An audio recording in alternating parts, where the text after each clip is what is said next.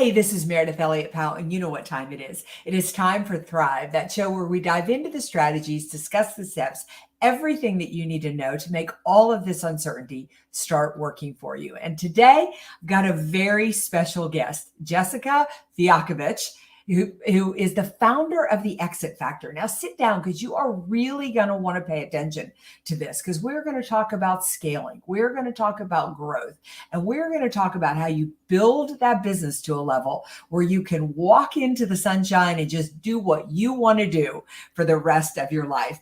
So Jessica, I'm going to start the video and we will jump into the show.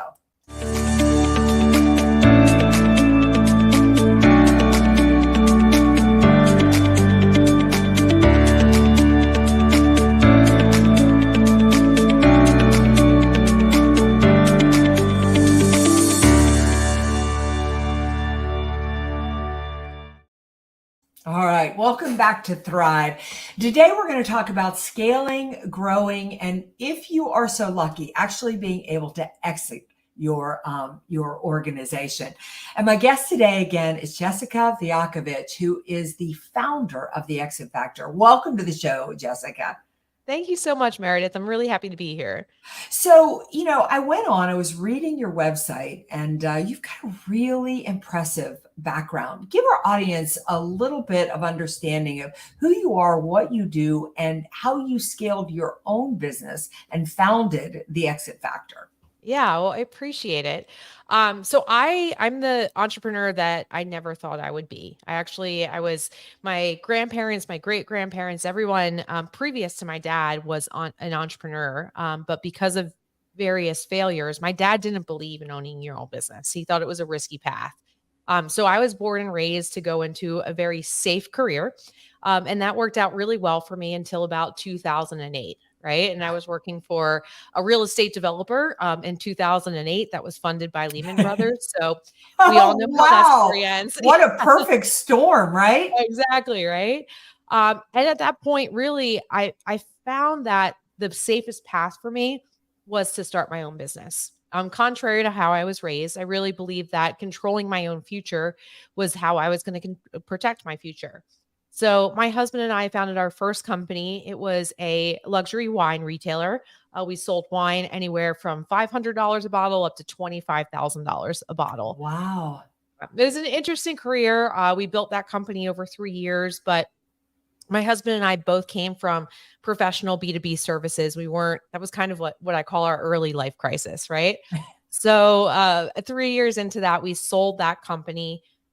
Did financially well with the sale, but there was a lot of things that I learned through that process. I learned how I did leave some money on the table.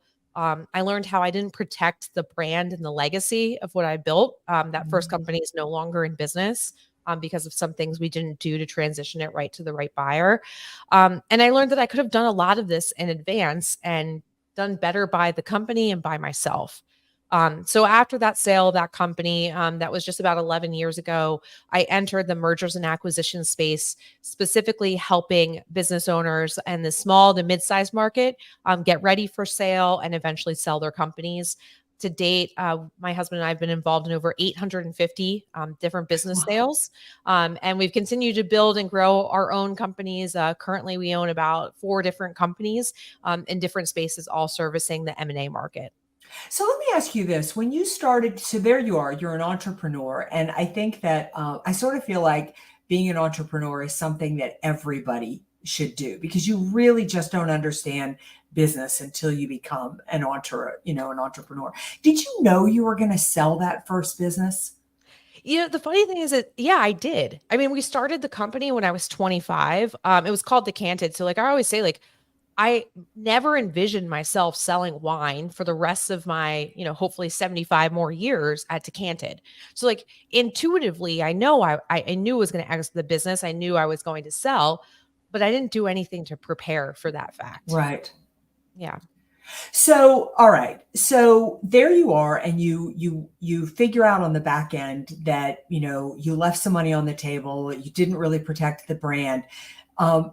And when you went into mergers and acquisitions, was that in business for yourself to go into mergers and acquisitions, or did you go back into kind of corporate space of mergers and acquisitions? Yeah, I left that part out. So, my husband and I own our own business brokerage and M&A firm, and we've been one of the fastest growing business brokerage firms in the world for the last 10 years. So we own that, and that's outside of Exit Factor. Exit Factor is more on the preparing side, but both on Exit Factor and the business brokerage side, we have offices in 3 different states and built some pretty big teams, about 65 people total. Nice. So talk a little bit about, because I think that scaling a business, I feel like when it comes to exiting a business, you should always be acting like you're going to exit the business. Probably the biggest mistake I see on my side is that people wait. And one of the reasons I think that's a mistake is your business has to really do incredibly well the last few years before you sell it. And you're freaking exhausted by that point if you wait too long. So I'm curious your thoughts on that. Yeah, well, I can't agree more. And the number one reason people sell is because of burnout, right? So I always tell people like not no one, but 95% of people sell for personal reasons, not for financial reasons, not because it was the plan, right? Things happen in our personal lives that disrupt Yeah. our plans. And because of that, and just like you said, you really have to be able to be in a position that you can be sold at any time because life's unpredictable. Humans are unpredictable. I like to say entrepreneurs are the most unpredictable humans I know, right? And to say that we can look out 3 years into the future, 5 years into the future, 10 years into the future, and say, this is what's my exit plan is going to be. I'm going to exit 10 years from now. We just don't know that, right? And to your point, when you do go to exit, the buyer and the lenders are going to look at your past performance for the last 3 to 5 years, and that's going to determine if you can be sold and what you can be sold for. So if we're in a position where the business is always sellable, then we're going to maximize our chances of exit and we're going to maximize what we can exit for because we just don't know, Yeah. right? Like that burnout thing is so real. And as much as a lot of us would like to see the wall when it's coming for burnout, we don't see that wall. Yeah, I mean, so true. I mean, you really have to probably have a really high level of emotional intelligence. And I think as an entrepreneur, you're just so busy keeping your head above, Yes. above water. So there we'll talk a little bit about your mergers and acquisitions business, but when did you found the Exit Factor and what exactly is the Exit Factor? Yeah, thank you for asking. So I started researching what the exit factor was going to be back in 2018, and we launched it officially in March of 2020. Funny enough, Yeah. but basically, what exit factor does is it takes businesses and it gives them a systematic process of positioning their companies to be sold at any time for maximum value. So we look at mainly 5 different phases of that process. We look at what the value of the company is today and in the future. We look at how to optimize the financials of the company because part of being sold is having optimized financials. We make sure that the processes and procedures that are necessary to transition that business are recorded. And then we also look at what growth plans are going to transform the business before we ultimately exit to try and increase that value. So typically we're working with small to mid-sized companies. We just talked about timing that we don't know, but have at Yeah. least a year to prepare before they decide to go to the market and sell. And some of our clients decide not to sell after they go through the program, like we talked about. They just might hold on to the company, but now they're in the position that it is sellable, whether that's to an outside party or to a employee within the company or maybe a different partner. But they're just positioning it so it is attractive and it's ready to be sold when and if that time comes. When you go in and you work with a business, I love the fact that people don't have to be ready. I mean, they don't have to pull the trigger. They don't have to sell. Because I think that's a lot of people's hesitation. They're like, well, my number's not there. I don't really know what I want to do, but you should be preparing anyway. What are some of the biggest, when you get in there and you work with a company, what are some of the biggest, obstacles or challenges or things that businesses are missing when it comes to be positioning their business to sell? I mean, for example, it's too dependent on the owner or something, something like that. Yeah. So there's really two big buckets when we look at this. One is, and this is how we relate to valuations too, when we say, like, what is your business worth? It's based on the quantity of earnings and it's based on the quality of the business. So the first big bucket of errors I see or misses is on quantity of earnings. Every business owner I've ever worked with, myself included, have gone into our optimize phase and saying, I'm making as much money as we could possibly make. Our margins are where we need to do. The only way we get this business more valuable is to grow. And I hear that every day. And like I said, I feel that about my business too. But the truth is there's always ways to optimize the financials of your business on the expense side to raise your margins before you grow.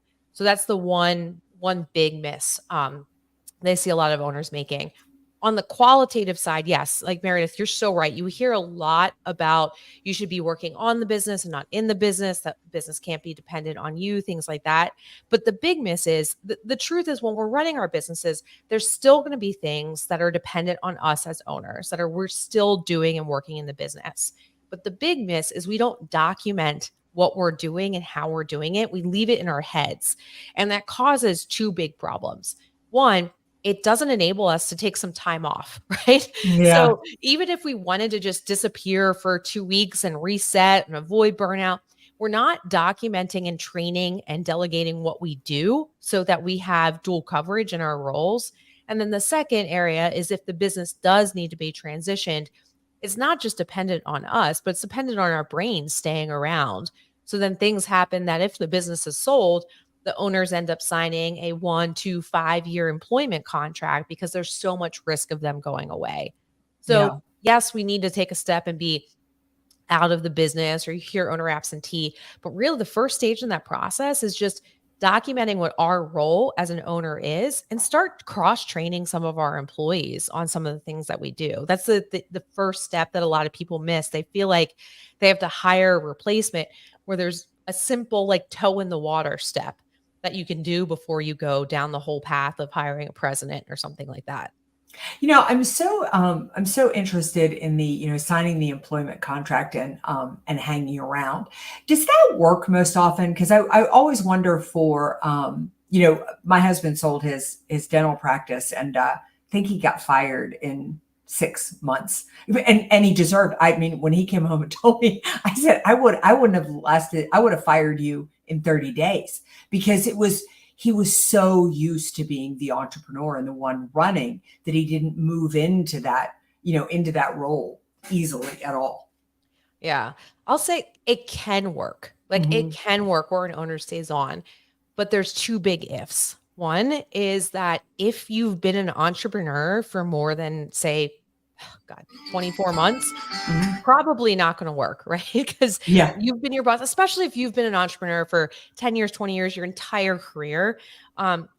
You've never been a great employee and now you're going to try and be a great employee. And the second big if you're not emotionally tied to the business, which is also very hard for owners to do. So I've seen it done well where if someone sells the company, it's because they bought the company maybe a couple years ago. They tried to be an entrepreneur through acquisition. It didn't work out, but they're not emotionally tied to the business because they didn't found it and they really wanted a job anyway, right? The other situations where it's the founder that's staying on, they founded the company 10, 20 years ago, those typically don't work out well because Yeah. now not only are you an employee that you didn't do in the past, you're an employee reporting to somebody who's making changes to your baby, right? Yeah. Yeah. And that's very difficult to watch. So most of the times about 6 months, sometimes 12 months, we see those arrangements start to fall apart for a number of different reasons. And either the buyer fires the seller or the seller decides to walk away. But it's usually about 6 months is kind of a good transition point. Yeah. So when it comes to getting prepared, getting your business prepared, whether you're going to sell it, really whether you're going to sell it or not. You talked a little bit about, the baby step of just starting to document. What are some other simple things? Because I can imagine one of the biggest pushbacks you get is I don't have time to focus on it. Yeah. And so what I recommend is just simply carving out an hour a week in your schedule.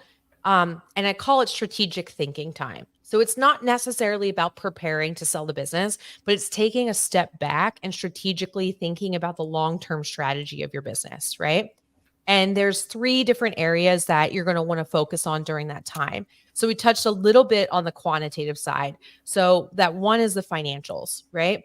Are my financials orderly and am I getting them in time? So in an ideal world, you're closing your books and records, your profit and loss statements, your balance sheets every single month, right? So one of those weeks out of the 4 weeks a month, I'm probably reviewing my financial statements and making sure they're orderly. They tell me a story, they're accurate, they tie to my bank accounts. So that's the one area of focus that you're going to want to focus on. The second area we talked about is removing yourself from the business, but I find there's a strategic way to get yourself out of the business. So there's roles that you play as an owner in the business, and some of them are riskier than others. And so like when a buyer Oh, decides to nice. evaluate their company, if you sit in, for example, the sales role and you're the number one sales producer, that's a very risky prospect for the buyer. Also, if you take a step back, it's very risky for the company too, because if something Yes. happens to you, you want to break, and all the revenue is dependent on you. It's a very risky role. So what I would do in that strategic thinking time is just what is one action I can do to start to reduce the dependence of myself in this role? And in order of importance, those roles are sales, customer support, production or service delivery, and then frontline employee management. So as you move yourself out of sales, then you start focusing on, account management, then you start focusing on delivery and kind of down the path. And then the last area that you'd want to use that strategic thinking time for is what are my exit options today? Mm, So I think we should always have that long-term plan. I think that's good. Like maybe the long-term plan is transitioning to a second generation, right? But like say, for example, that's my long-term plan. So that's my long-term plan. But what is my immediate option? My son's 2 years old. So my immediate option is I can't transition to the second generation. So if something happens to me, if we hit burnout, if we need to relocate, something in my personal life happens, what is my best short-term option and can I execute that? And I think we should always continue to be evaluating that. So an hour a week and you're going to spend it in one of those three areas. Are my financials on track? Are they optimized? What am I doing to remove dependence on me and the business? And what are my short and long-term exit options that I can execute in the future? And it can be on a walk, it can be sitting with your coffee, but I think just having that focus on a yeah. weekly basis removes ourselves from the day-to-day urgency. And then, yes, there's going to be some things that come out of that hour that you're like, you know what? I don't have an estate plan, right? Maybe I need to get that moved to one of my quarterly projects or something like that. There's things that come out of that thinking time that move to your task list or move to your team's task list to help you move the long-term strategy of the business forward. Do you recommend that somebody focuses first on preparing the business before they start to look at options, or is that something you do simultaneously? I think it's something you do simultaneously. So there's so many exit options and there's so many different ways to execute those options. That part is almost an education in itself, right? What I've found across all the businesses we've been involved in personally and all the ones I've sold is it doesn't matter what option you choose, no matter who's going to take over the business as the new owner, they're still going to want to see those basics of the financially optimized quantitative earnings and some qualitative factors in the business. What's risky to an external, private equity firm that would buy you is just as risky to your employees taking over, right? So I don't think it's one done after the other. It's usually concurrently where you're working on optimizing and preparing the business and you're learning a little bit about different exit strategies or thinking about what's important to you in the exit along the way. And that Mm, starts to help you. Um, a lot of people I talk to, they'll tell me legacy is really important to me. Like yeah. it's really important that the brand it stays on after me. And so a lot of times what'll come from that is they think they have to sell to a second or third generation or employees. And I think there's a lot of things that you have to think about as an owner if that's going to work or not. In truth, that generational transition only from the first to the second generation only works like 30% of the time. and the second to the third generation only works like 13% of the time. So like there's a lot of these hard conversations we need to have with ourselves as entrepreneurs, is like, is my son an entrepreneur? Right? Right. Does he want this business? Does he want to going to do this? Like, again, my son's 2. There's probably going to be AI and robots running everything. Another good example is like my husband also comes from a small business background, and his parents owned wholesale. They were involved in wholesale seafood. So on the East Coast, they were the middleman between, like, we just talked about, you're from the Northeast, right? Yeah. They were the middleman between scallop and lobster farmers and things like that. And my in-laws had always assumed that Al wanted to do the same thing, right? And they never really had that conversation when he would have said, you know what, Dad, I'm just not into fish, right? Yeah. Yeah. Right? Not my thing.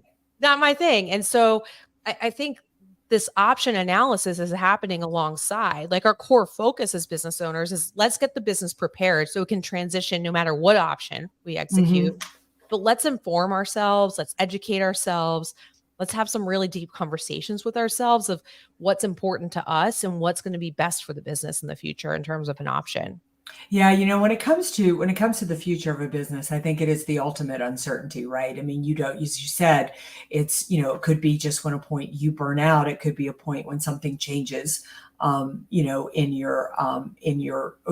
life. You could, and I think it's a big reason we fear it is because it's the unknown. It's something that we put off. So it's hard to believe, but we are about at the end of this podcast. And I always like to end with 2 questions. One is really easy.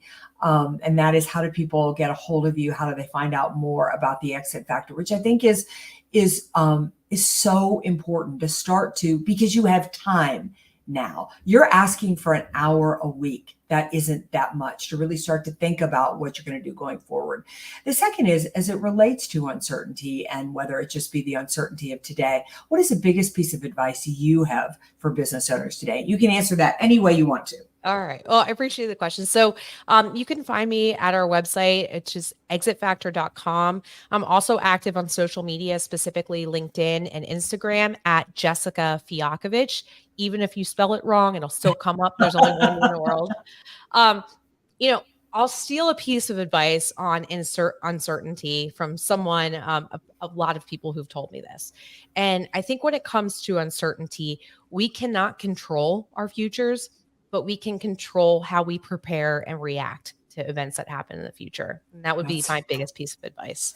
And what I love about that is the fact that one of the reasons I feel people really fear uncertainty is because we feel out of control. And At least through preparation, you can get some level back of control. And just preparing, taking action, I think, is probably the biggest way to squish fear.